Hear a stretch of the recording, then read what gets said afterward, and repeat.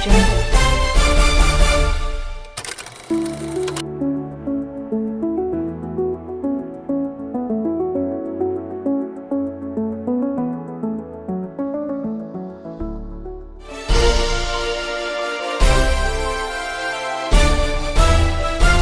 Audio Jungle. Viewers, welcome to State of Affairs, Zimbabwe News Channel. Tonight we bring you breaking developments that have sent shockwaves through Harare's political and spiritual landscape. Prophet Walter Magaya, the founder of prophetic healing and deliverance ministries, known to millions across Zimbabwe and beyond, has reportedly been picked up from Harare Remand Prison. The reasons for this sudden action remain unclear, but the timing has left many asking serious questions. Why now? And who exactly ordered his pickup? These are the questions echoing through the streets of Harare tonight. At the same time, His Excellency, President Emerson Dambudzo Mnangagwa, is currently in Luanda, Angola, attending that country's 50th independence anniversary. Angola gained its freedom from Portuguese rule in 1975, alongside Mozambique, 5 years before Zimbabwe became independent in 1980. But this time, Mnangagwa's trip is not just about diplomacy or solidarity. It comes at a tense moment, politically, emotionally, and personally. Sources close to the corridors of power whisper that the president's mood is far from calm. There are fears, even within his delegation, that all may not be well back home. Observers are beginning to connect the dots. Magaya's mysterious pickup from Remand, the silence from the Ministry of Information, the president's sudden and unusually cautious appearance in Angola, and now reports of increased military movement in parts of Harare, Masvingo, and Midlands. Could something be brewing behind the scenes? For years, Zimbabwe's power circles have been built on uneasy alliances, military, political, and business. And when one piece shakes, everything else trembles. Magaya's name has appeared in political whispers before, from business deals to alleged connections with certain military and political elites. So, is this simply a routine legal matter, or is someone sending a message? To understand what's unfolding, let's step back. Magaya was once among the most powerful religious figures in Zimbabwe. Crowds filled PhD grounds every weekend. Politicians sought his prayers. Businessmen sought his blessing. Even state officials appeared at his events. But that influence, in Zimbabwe's fragile balance between faith and power, can easily become a threat. When the government fears that religion might influence the people's political mood, especially when economic pain deepens, it often moves to silence or control that influence. So Magaya's current situation might not be just about crime or courts. It could be about control over who shapes the minds and spirits of Zimbabweans. Meanwhile, President Mnangagwa stands among other African leaders in Luanda, watching Angola celebrate 50 years of independence. But behind those smiles, insiders describe a leader distracted, restless, and surrounded by whispers. Zimbabwe's internal power struggles do not pause just because the president is abroad. In fact, history shows they often heat up when he leaves the country. Some analysts say the timing of Magaya's pickup could be coincidental.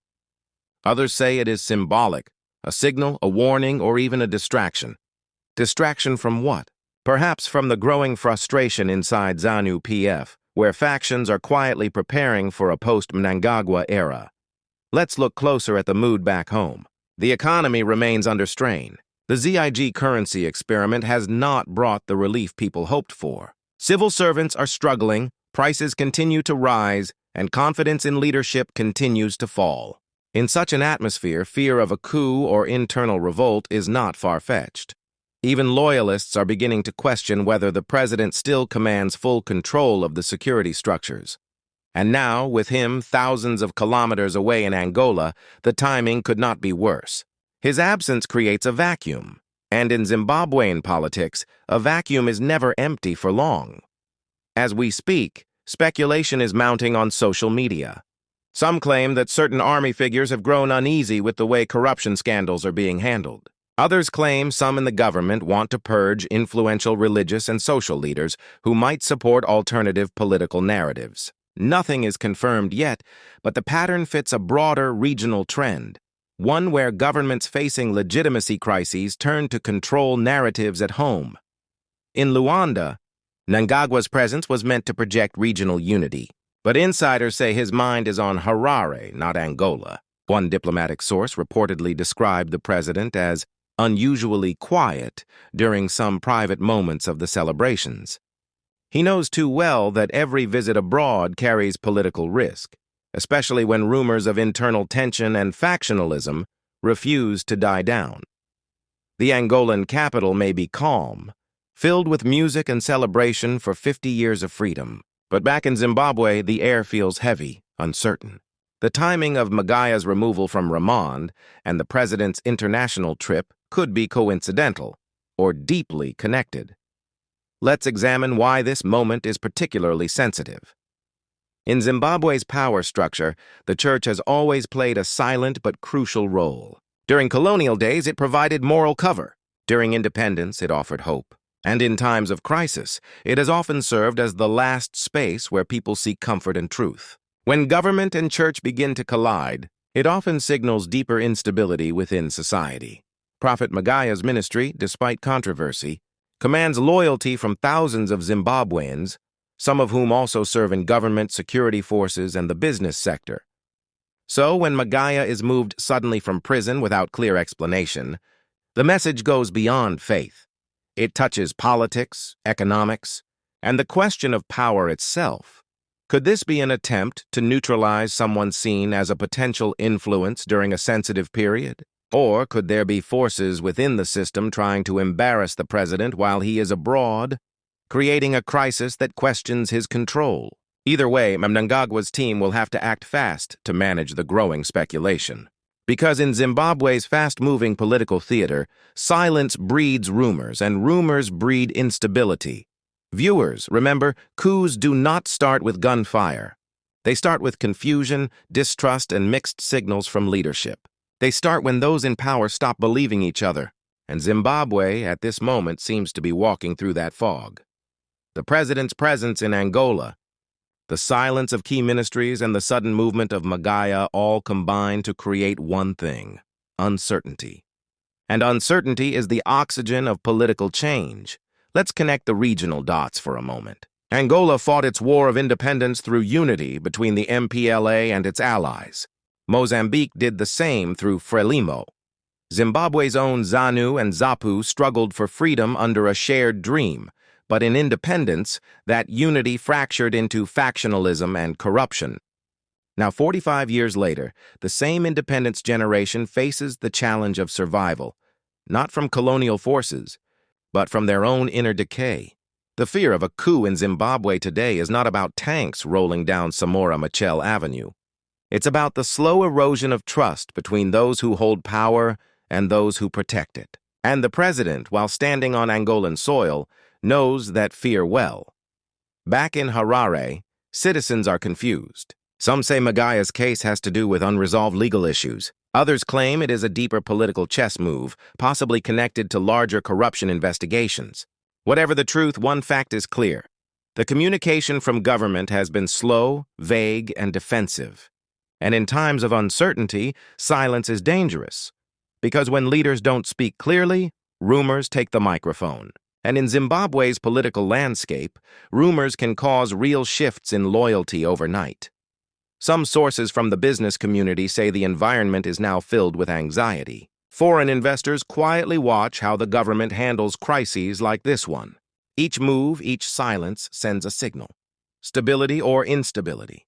And Zimbabwe cannot afford another round of internal chaos when the economy is already struggling to breathe. As the Angolan celebrations continue into the night, Mnangagwa's motorcade moves under tight security. But analysts say his greatest challenge is not abroad, it's at home. Can he still command loyalty across all power centers? Can he stop the silent war between old comrades, ambitious generals, and frustrated citizens? Only time will tell. For now, Zimbabweans wait for clarity about Prophet Magaya's status, about the government's position, and about the president's own next move. But one thing is certain: something is shifting quietly in the background. The signs are too many to ignore, And as history has shown, in Zimbabwe, silence before a storm is never ordinary. Viewers, keep your eyes on Harare. Watch the statements, the denials, the sudden arrests, the reshuffles, the dismissals. Each action is a piece of a puzzle, one that could reveal the true picture of power in Zimbabwe as 2025 draws to an end. This is State of Affairs, Zimbabwe News Channel. We'll continue to follow this story, breaking down every detail as it unfolds. The pickup of Prophet Walter Magaya might look like an isolated event, but in Zimbabwe, nothing is ever isolated. It's all connected: politics, faith, fear, and survival. Stay tuned for deeper analysis in our next segment, where we'll examine the growing tension between Zimbabwe's ruling elites and the silent forces within the security establishment, a tension that may define the nation's future. I'm your host, bringing you real talk, deep insight, and fearless reporting. This is State of Affairs, Zimbabwe News Channel.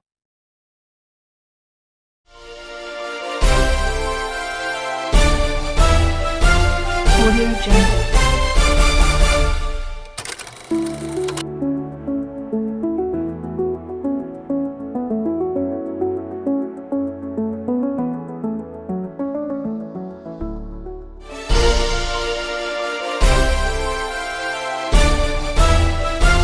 Audio Jungle.